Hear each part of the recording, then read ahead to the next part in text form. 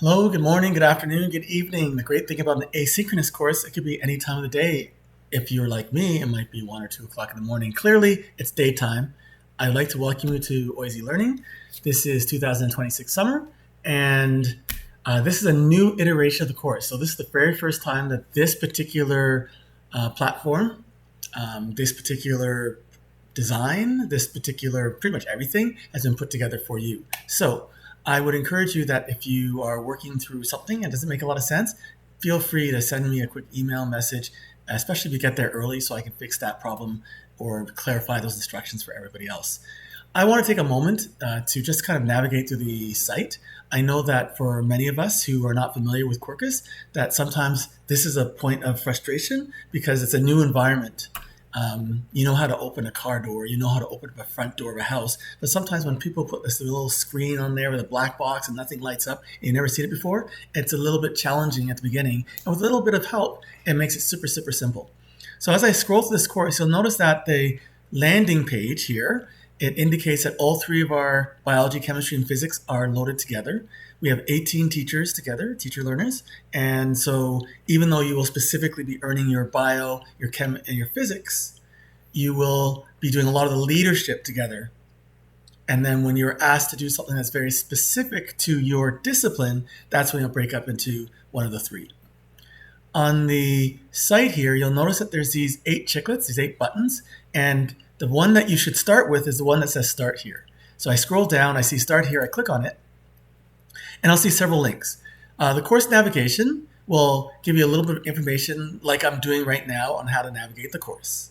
The course outline will give you a calendar or a schedule that's not in a grid format, it's in a list format, a table format, and it'll show you what you're doing on each day. You'll notice that Thursday, today, if you're watching this on Thursday, July 9th, is not listed on here because this is specifically broken down by module. Day 1, Thursday, is designed for you to navigate the course and get a feel for what the assignments look like, where to find the discussion forums, get to know each other, those sorts of things. All right. This link right here, if I click on it, it'll open up in a reader inside the application here, the browser. I personally, for PDFs in particular, I like downloading them and opening them up separately because I like to be able to highlight, move things, and I find there's a lot of limits on using the Chrome-based Adobe, but whatever works for you. So here in the course outline, which is greatly reduced for anyone who's taken a OISE, especially one of the science courses before, with a document with many, like 33, 40 pages, lots of information. This has really been slimmed down to give you the specific information that you might want to know. You'll notice that this course is 125 hours, and that means that between now, July 9th, and July 30th, that is the expectation. So you need to devote a certain number of hours per week. It's a short course. I believe there's 16 instructional days. That's Thursday, Friday, Monday to Friday, Monday to Thursday. So if you put that all together, you'll know that there's a lot of work. So it's kind of hard to run this course and to do many other things at the same time in the summer, at least for July. The course outline goes over what we expect to cover in this course. You'll see the assessment and evaluation plan. So the assessment and evaluation is it's completely based on the performance tasks. So there are 4 performance tasks that are matching rubric A and rubric B. These are standard across all the Honor Specialist course offered in Ontario. Of course, the way that U of T have decided to offer it will look slightly different than what Queen's is doing versus another university. And even though the discussion forums, of which there are quite a few, are not directly assessed, they are designed to build towards those ultimate culminating tasks, those 4 performance tasks, right? So when you look at this syllabus or course outline, you'll notice that module 1 through module 7, there's 7 modules, are outlined here for you. Following those outlines of the modules, you'll see the rubrics. Once again, they're pretty standard across the province. They are directed by the ministry. These rubrics are what are going to be used to assess your work. And so one of my primary responsibilities at the end of this course is to take a look at your products that you're going to create for the performance assessment tasks. And I'm going to determine whether or not you are developing, proficient, or advanced. If you're in the developing range, which is not high enough to achieve the accreditation, then you'll be given another opportunity to redo it with feedback in order to get yourself to the proficient and advanced. You've chosen to take this course, so I imagine that you will be really quite focused on the leadership, focused on building community, getting a network of people that you might be able to ask questions of in the future, of which now I'm a part of as well. Okay, you'll notice there's some information around academic integrity. Of course, we live in 2026 with the Gen AI being around for the past 4 years, getting smarter and smarter. I encourage you to use it personally. Of course, you're not using it to create novel content that you are then submitting as your own, but it is a thinking partner. It's a person, it's an entity that you can use to bounce ideas off of. There are many different ways to use it. And as I'm participating in the course, occasionally I will offer suggestions on how I might use it myself. So again, to repeat, you're not using Gen AI to create a original product that you are submitting as your own, but of course you can use it to help you come up with innovative and original ideas. So that is the course outline. As I go back to the home on the left-hand side here, this brings me back to this page with the 8 buttons. I'm on satellite internet, so my internet is not instant, but it works for these purposes. Meet your facilitator, that's me. So if you want to know a little bit more about me, you can look at this picture. Here I am, and got my earphones ready. I would then encourage you to ask me any questions. If you want to know more about me, I'm happy to answer. If I go back to the home page and I click on course schedule, we already looked at that. I'll click one more time for you. You'll see the same thing. If I go back to the course homepage and I click on assessments, this is the page where you'll see information about the performance tasks. You can see links directly to each of them, 1, 2, 3, and 4. These tasks are actually embedded in the modules. So as you're working through the modules will have little pieces jigsawing together to create that complete puzzle at the end. Okay, so as I click on performance task number 1, for example, I'll get more specific instructions about what it is. You'll see that it is found in 1, 2, and 4. And as I stitch those things together, I will then be able to come up with my science curriculum map with its rationale. You'll be submitting these. There are due dates at the end of the course. So you'll see performance task 2, performance task 3, performance task 4. I'll allow you to click on them. I don't need to, right? In terms of the percentage weighting, you'll notice that they are weighted differently, but relatively equally. So no single task is going to dominate the course. There's no 50 or 70% single task. Everything is pretty equal, okay? As I go back to the home page here, I can click on modules. I can also access the modules on the left-hand menu here, along with the assignments, which is the same as assessments. So here are the modules: getting started, learning guidelines, which is pretty universal for all the OISE courses, course policies, also universal for the OISE courses, and then the modules, which are specific to this senior honor specialist additional qualification. So as I scroll down here, you'll see module 1, module 2, and so on. If you went to the schedule, you'll notice that the schedule had specific dates that these were assigned on. I have more things on my screen than you can see, so my screen is a little bit different. I'm going to go back to the home page. And you will see the learning guidelines, course policies, and lifelong learning at CPL. So those 3 are pretty standard for all the OISE courses. Okay. So back into the modules, I'm just going to jump into the first module here. You'll notice that when I click on the module button versus the modules on the left, it looks slightly different. Right? One is a menu that gives you all the modules. This one is a course page that gives you links to specifically module 1, module 2, and so on. Ultimately, at the end of the day, you'll end up in the same place. So if I go here to module 1 and I click on the module introduction, you'll see a lot of language here. I'm going to click on next. That's how I navigate to the next page. And now what I tend to do is when you get to a page that has a discussion forum, I will try to highlight that in yellow so you have a nice visual that will immediately tell you, oh, okay, there's a place for me to respond. The discussion forums are designed to build you towards the performance tasks. The discussion forums are not assessed individually, meaning that if you were not to complete it, it would not necessarily impact your grade specifically. However, the environment is meant to be a community, and so you would post things on here and you would respond to each other. Rarely will I respond. There are specific discussions that I will respond to.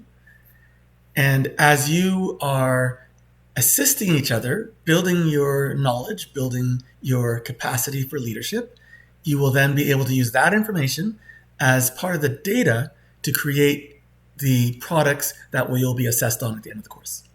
Okay. This very first one, there's a lot of information on here. It's a pretty standard page. You'll see this in whatever course you go to that relates to science. You'll see things around the Ontario College of Teachers, professional practices. Because there's so much information here, what I would suggest that you do is that you focus on one. Read the discussion forum and what I've asked you to do. In many cases, you'll be asked to do 2 or 3 or 4 of something. In many cases, those are for your learning log. You keep it for your own data so you could use it later. But when you're posting in our discussion forum, you'll just post one thing, typically. But read the instructions and you'll see what I'm talking about. I'm going to click on next. So this one's a little bit more structured because of the nature of the content that's on this page. You're going to see professional learning prompt on many pages. On these professional learning prompts, they're designed for you. They're designed to help you have a structure to build towards a performance task. I now repeated that several times, so hopefully you're getting the picture here. So when you see those, you're generally not posting the professional learning prompts on a discussion forum. Instead, you are saving it to your own learning log. If it were me and I was taking this course, I'd be using OneNote or something like that. You can be writing it down, whatever you want. Okay? I put down here discussion forum 1.21, professional learning prompt. This is the only professional learning prompt with a discussion link. All the rest, there is no link provided. In the course, you'll also see after the professional learning prompt, a structure. And this structure here is just to help guide you with your prompt and in a leadership capacity. Many of us are comfortable being teachers, and so we are used to working with students and instruction. But now we're looking at a course that's designed around leadership and how do we lead our colleagues in a department or a learning team or a professional learning inquiry, whatever it happens to be. So because you might not be thinking in that mindset at the moment, you'll see lots of these things at the end of each of the kind of sections. So leadership move, what this changes. How do you change from classroom instruction to leadership? Leadership move, what leaders must protect. So what is it that you will wish to do in order to ensure there is consistency in your leadership style? Leadership move, what leaders must structure. I think it's self-explanatory, so you can follow through that with the various course offerings. I can click on next. So here's a discussion board. Once again, the discussion boards I will not be assessing, but when you see a discussion board, please interact. If you come in early in the day, you might need to come back a little bit later to respond. You don't need to respond to everybody. There's 18 of us. Find 1 or 2 people, different people each time maybe, and respond to them. What speaks to you? I'm going to click on next. There are readings in the course. So I'll post an announcement about this. Readings can be quite overwhelming. They are academic readings from journals in many cases. Sometimes they're excerpts from books. So reading 24 pages here, 10 pages there, 36 pages here, that's overwhelming and in some cases unrealistic. Feel free to use whatever strategy works for you. I personally often use a Gen AI to help me with the summary. I often skim through the reading. I skim through the instructions, then I look through the reading and I kind of look for pieces that kind of jump out at me that relate to the instructions. I also have created a professional and academic identity, which I've inserted into Gen AI, and I have then often insert the reading, and then I ask the Gen AI to, using my professional identity, using the criteria of the course, to kind of give me a summary that relates to me and the course. And I also asked the Gen AI to very explicitly give me the page number, the paragraph number, or the sentence where that information was extracted from, so that I can go to the reading and I can read it myself. I can compare what Gen AI said in a summary, but I want to read it myself because we know that Gen AI is making its own suppositions, its own interpretations. And so you don't want to lose that by just allowing it to do the summary for you. Okay, so there are readings. The assigned readings are not assessed, but they will be data that you can use to help build towards the performance tasks. In many cases, the readings are on the library, so you'll have to go to use your U2R ID to go to the OISE library or the U of T libraries online, and then you can search and find them. If it is not in the library, I'll often link it directly into the course. Okay, I'll click next. Now the discussion board, I'll click next. Guided exploration, building professional communities, exit. So in this one here, you are spending a bit of time building the professional community. And if you look at the performance task, you'll notice that professional communities is actually embedded in one of the performance tasks. This one here is a guided exploration, and you'll see several guided explorations throughout the course. And in a guided exploration, you're exploring, but there's some prompts to get you to a particular end. Okay, let's go next. So with each of the major modules, so module 1 through 6 in particular, you're going to see something towards the end of the module that is a kind of a major task, we'll call it. It's not the performance task, so it's not being assessed. But in this case, you'll see a case scenario. One of the major performance tasks is a case scenario, and you'll have had practice with 4 or 5 case scenarios before then, which will allow you to hopefully respond using feedback from your peers, maybe feedback from me, depending on what my participation in the course looks like. So if you take a look at this, you'll notice that you're given a case scenario, and then on the discussion board, using these prompts, you are responding to that case scenario. And because each of you have different experiences that are unique to the school that you grew up in, the school that you teach in, the people that you work with, you will have something to share. We all are in this course, and we all have something to share that's unique and will allow us to be better educators at the end of the day on July 30th. So on the discussion board, you'll post this. Once again, I'm not assessing it. It is a part of the experience. All right. So a common question is, what happens if I don't do it? I think I addressed that already. It just means that you will have less practice before the final product. When I mark your final products, I will be looking for evidence that you have incorporated readings that have been assigned, not all of them, some of them, that you've incorporated information from the various discussion forums, and that you've incorporated your notes that you've taken from the professional learning prompts. Hopefully that makes some sense. Okay. When I click on next here, you see I've reached the end of module 1. So this is interesting because I've walked you through module 1, which is actually not assigned till Friday. For us on Thursday, on day 1 of the course, when you click on start here, you'll see introduce yourself. And under introduce yourself, you'll have a activity. This is day 1's activities. You're going to put your information here so we can contact you outside of Quirkus in case it goes down, because that happens every once in a while. There is a class bingo that we're going to complete, so you need to look at these questions, copy, paste them into Word, answer them, copy them from Word, paste them into this forum. So at the bottom, there'll be a reply button. Hit reply. You'll notice I filled it in already, and that's activity 1. Activity 2 is a Padlet. So if you're not familiar with Padlets, that is a digital whiteboard, and on here you're able to post stuff, right? So I've posted something that I've done this summer, and you're going to post something that you've done this summer as well. So we get to know you. We're building community, getting to know each other. Activity 3 is an exploration of the course, getting a feel for where things are. Activity 4, activity 5, activity 6, These are activities where you're going to continue to explore the course, but tell us more about you and your expectations. What module speaks to you? What is it that you find interesting? What do you expect to get out of the course? Right? So activity 4, 5, and 6 are related to that sense.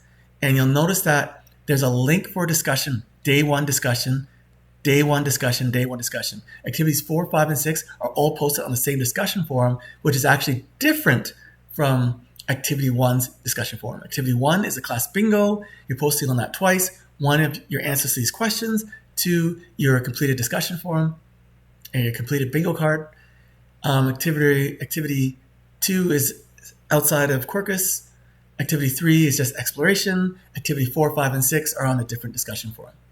All right, so hopefully that's enough information for you to navigate the course and get started. Day 1 is get to know you. If you do finish all the day 1 stuff and you feel that you're comfortable with what the performance tasks are asking you, I mean, realistically, performance tasks 2, 3, 4 especially will take time. You're gonna have to kind of invest yourself in the learning and get the little, as I said, the little puzzle pieces that are gonna be dropped every once in a while. And eventually it'll make much more sense when you get to the end. If you are confused at the beginning of this course, as you look at the performance task and it looks overwhelming, that's okay. That's expected. We will make it through together, right? As always, ask me questions and I will be happy to answer them. All right, I'll see you online.